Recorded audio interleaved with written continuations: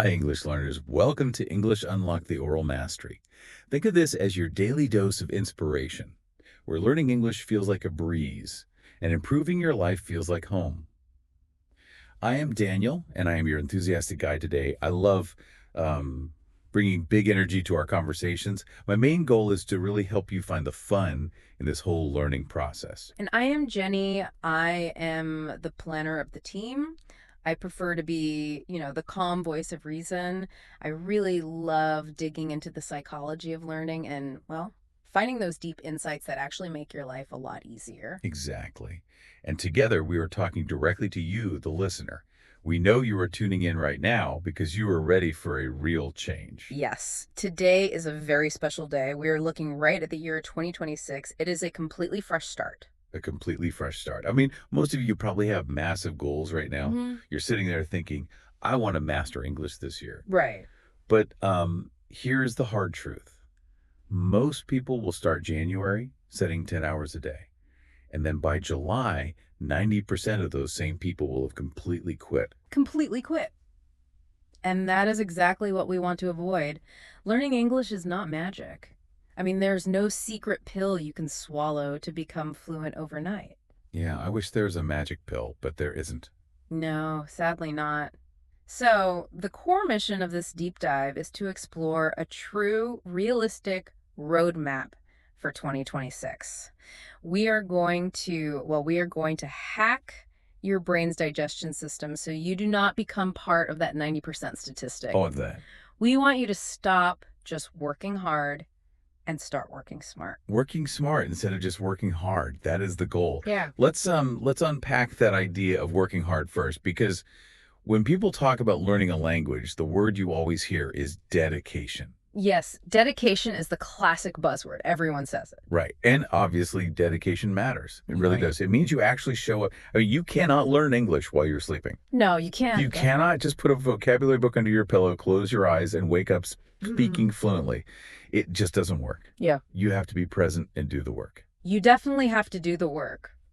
But people completely misunderstand what dedication actually looks like.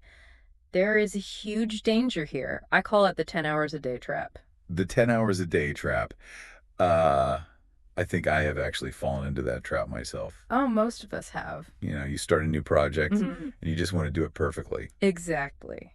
Many learners start the new year with way too much energy. They say, I am going to study English for 10 hours every single day. Wow, 10 hours. Yeah. They buy 5 heavy grammar books. They go online and download 10 different language apps. 10 apps. That is so overwhelming. It really is. They try to surround themselves with study materials from morning until night. They think this extreme, massive effort is what dedication means. Well, wait, let me just ask. If someone actually studies for 10 hours a day, shouldn't they learn faster? You would think so, right? Yeah, it seems completely logical. More hours of studying should equal more knowledge in your brain. It seems logical, but it completely ignores how the human brain actually works. When you try to study all day long, you experience something called cognitive fatigue. Cognitive fatigue. Yeah. So your brain just gets tired. Yes, exactly. Your brain gets completely overwhelmed. It literally gets too tired to hold any new information. Oh, wow. It just stops letting new words inside, the door is closed, and eventually you get stressed, you feel frustrated, and then you quit completely. You walk away from the language. Okay, so if studying 10 hours a day is a trap that just leads to quitting, what is the actual secret? How do we work smart? The secret is a really powerful concept called consistency. Let me share a simple picture with you. Think about your physical body. When it comes to learning, your brain is very much like a stomach.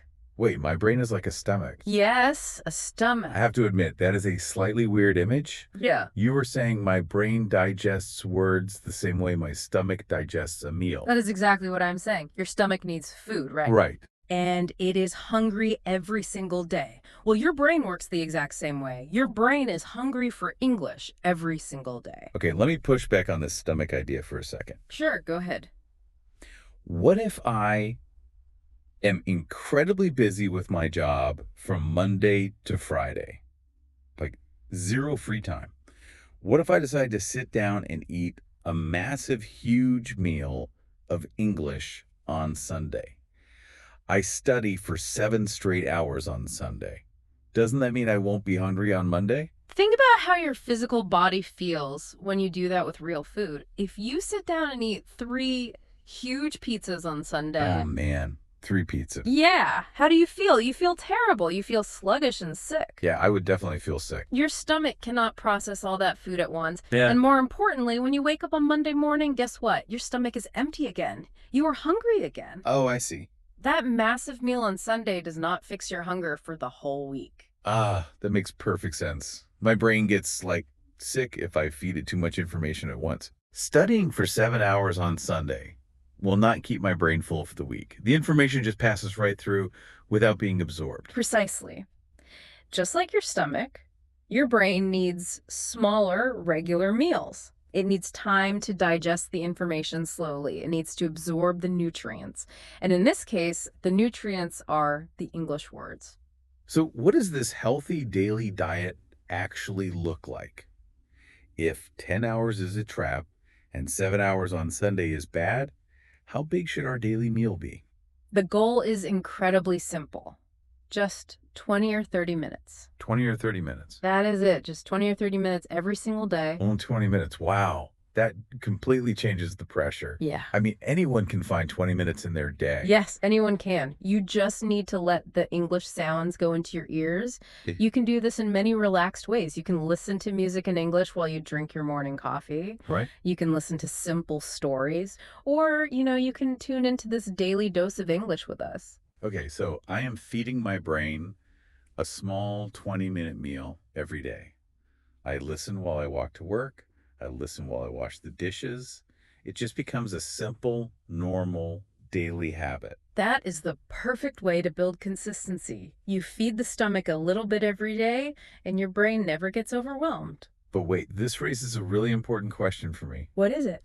If I am just listening to English while I wash the dishes, how do I know my brain is actually digesting the words? I mean, how do I know the information isn't just going in one ear and out the other? That is a brilliant question. Listening is wonderful. It is a great way to feed the brain. But listening is passive. Passive, because I am just hearing it. Right. You are just receiving the information. To truly digest the language, you have to become active. Ah, I see. We have to move the English from our ears down to our mouths and out to our hands. We have to actively participate with the language. Exactly. So how do you like to move from passive listening to active participating? Well, I have a top tip for our listeners, and it is honestly my absolute favorite thing to do. Yeah. You need to talk to yourself. Talk to yourself out loud. Yes, out loud. I think some people might feel a little silly or even crazy doing that. I know it feels silly. It really does.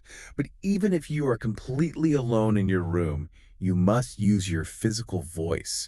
You cannot just think the English words quietly in your head. Right. You have to speak them out loud into the empty room. There is a fascinating physical reason for why that works. It actually comes down to biology. It is all about muscles. The mouth muscles, Yeah. yes. This is so important. It is. Your mouth, your lips, your jaw, and your tongue are full of muscles. When you speak your native language, you use a very specific set of muscle movements. Your face is totally used to those movements. Makes sense? But when you speak English, you have to move those muscles in completely new, unfamiliar ways. It is exactly like going to the gym, but for your face. A gym for your face. I love that. Yeah. If you just read an English word on a page, your mouth muscles do not get a workout. They stay weak. Talking out loud physically trains your mouth muscles to make new shapes. And that is how you improve your pronunciation. Let's give the listener a concrete example to try right now. Perfect. Let's use the word we talked about earlier. The word is dedication. I want you, the listener, to pick this word. Right now, wherever you are, say it 5 times out loud. Start by saying it slowly. Speak with intention. Dedication. Notice how your tongue hits the back of your teeth. Feel how your jaw drops on the K sound. Then say it faster. Dedication. Then say it louder. Push the air out of your lungs. You are giving them a real workout now. Using your voice is non-negotiable. You must practice the physical act of speaking. It is muscle memory. But wait, we talked about ears and we talked about mouths. How do we Yes. move English to our hand? This is where we bring in my absolute favorite tool for active learning. I want you to go to the store and buy a special notebook. Special notebook. Okay, are we talking about an app on my phone or like a digital document on my tablet? No, absolutely not. I mean a physical paper notebook. Real paper. Yes, real paper. This will be your dedicated 2026 notebook. Do not use your phone. Do not use a computer. The act of holding a real pen and pressing it into real paper connects to your brain completely differently than typing on a glass screen. Oh, really? Yes, it helps lock the memory in place. Your hands physically remember making the shapes of the letters. Okay, I have my physical paper notebook. I bought a nice blue one. What exactly do we do with it? The goal is very simple. I want you to write down just 5 new words every single day. Wait a minute, I have to challenge you on this. Now challenge away. Only 5 words. That seems way too small. If I watch a movie in English, there are literally thousands of words. Learning 5 a day feels like trying to empty an ocean with a teaspoon. It does feel small. It feels like it will take my entire life to get anywhere. I completely understand why it feels that way. It sounds tiny. But this is where we find a real aha moment. We need to look at the math of fluency. The math of fluency. Okay, show me the math. Prove to me that 5 words is enough. Okay, if you write down 5 words a day and you do this consistently for a full year, that is 5 words multiplied by 365 days. Do you know what that equals? Let me think. 5 times 365. That is over 1,800 words. It is actually 1,825 words. Let's just call it almost 2,000 words. Exactly. Almost 2,000 words deeply learned in just 1 year. And here is the amazing psychological fact. With 2,000 core words, you can say almost anything in the English language. Wait, really? 2,000 is enough? Yes. With 2,000 words, you can have rich, fun conversations in a coffee shop. You can express your deep feelings. You can survive easily in an English-speaking country. Wow. That really changes my perspective.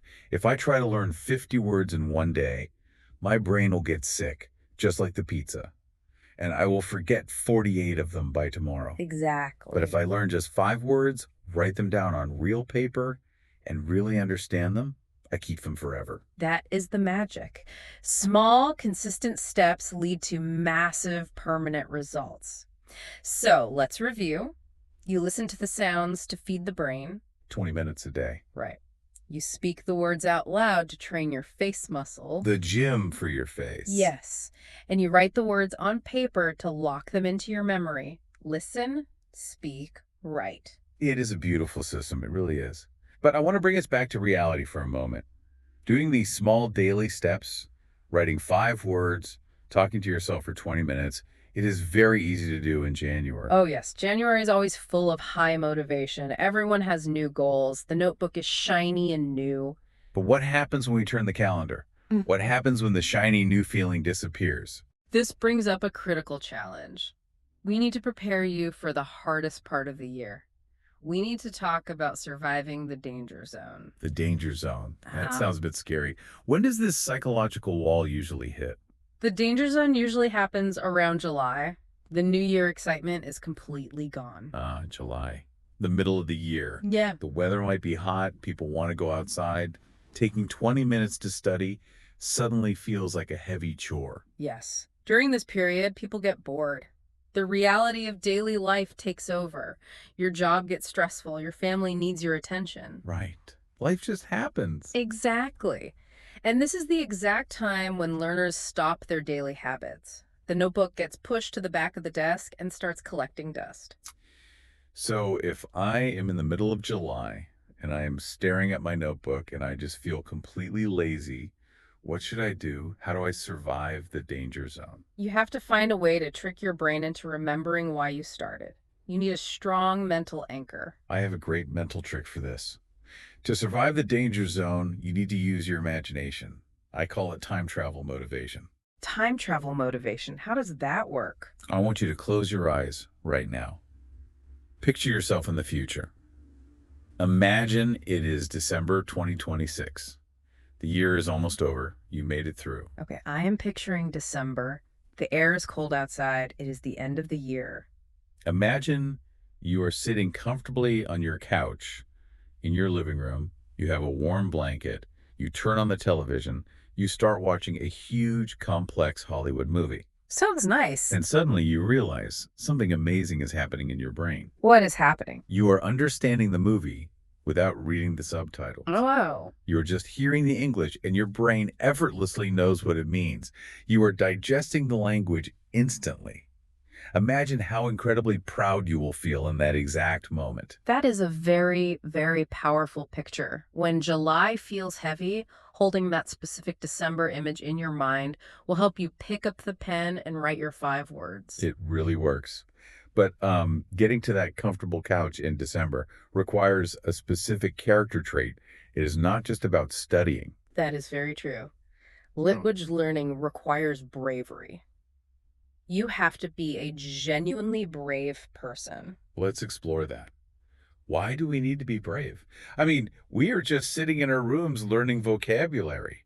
We are not fighting wild bears in the forest. It doesn't seem dangerous. No, it is not physically dangerous, but it is psychologically uncomfortable.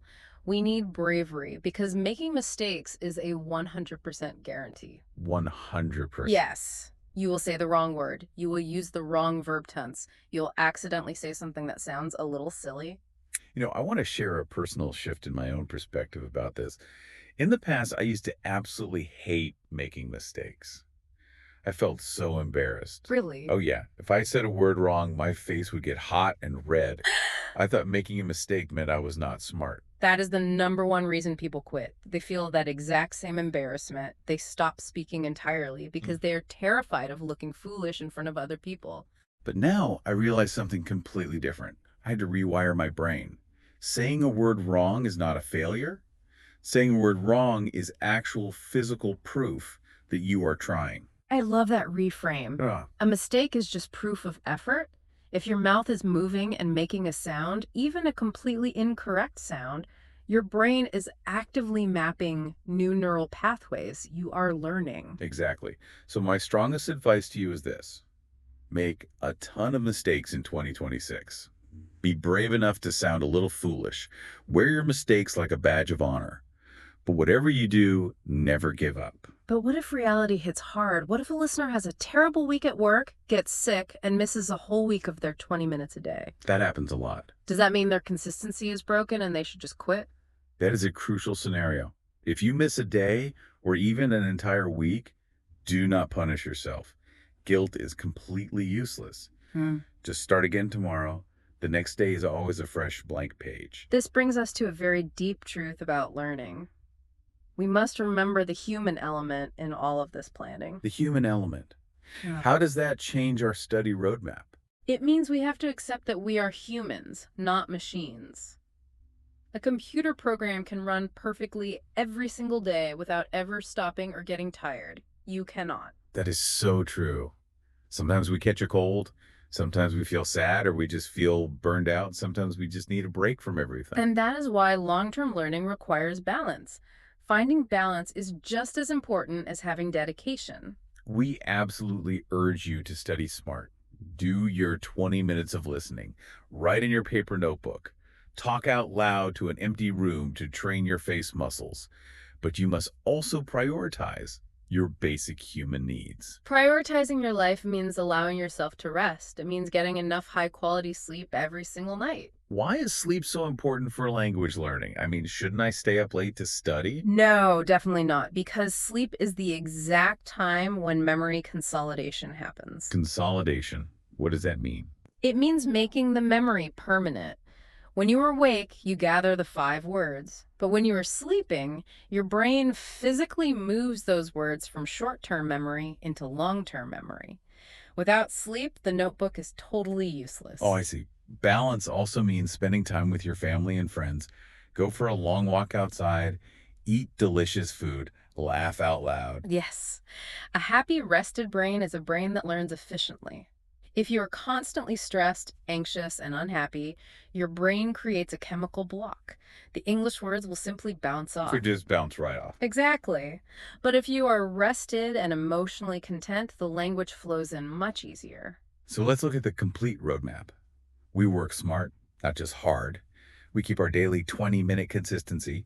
We take active steps by moving the language to our mouth muscles in our hands. Right. We stay brave and accept mistakes through the July danger zone. And we protect our human balance by resting. That is the true sustainable roadmap for 2026. It is a plan that anyone can actually follow. It is built for real people with busy, complicated lives. We have covered some really powerful psychological concepts today, and we want to make a clear commitment to you. We promise to be right here with you on this journey. Yes, we will be here every single week. We will help you build your habits in January. We will help you push through that difficult July danger zone. We will be with you all the way to that comfortable couch in December. We are a team, but right now, we have a very important question for you, the listener. What is your promise to yourself for 2026? We really want to know what you are thinking. Look at the roadmap we just built. What specific habit will you commit to doing? Please tell us in the comments right now. Type it out. Putting it in the comments makes it real. Let the world see your goal. And more importantly, go get that physical notebook and write your plan down on the very first page. Writing your plan down on real paper is powerful. Make it your very first entry. It is your first concrete physical step toward oral mastery. Before we wrap up, I want to quickly remind you to subscribe to English Unlocked. If you hit that subscribe button, you will never miss your daily dose of English inspiration. We have so many more deep insights to share with you this year. We want to leave you with one final provocative thought today. Something for you to ponder long after you take your headphones off. Oh, I love a good final thought to chew on. What should our listeners think about today? Think about this. If a happy, rested brain physically learns better, what if taking a random Tuesday off to rest with your family isn't actually breaking your consistency? Oh, interesting. What if that day of rest is the exact biological tool your brain needs to permanently remember those 2,000 words? Wow. Reframing rest as an actual study tool. Yeah. That is a beautiful and honestly a very relieving way to look at it. You don't have to feel guilty for resting. Exactly. We wish you happy, balanced learning, everyone. It is going to be an incredible year. See you in 2026. Bye, everyone. Remember your true dedication. Grab your paper notebook, train those mouth muscles, and keep smiling.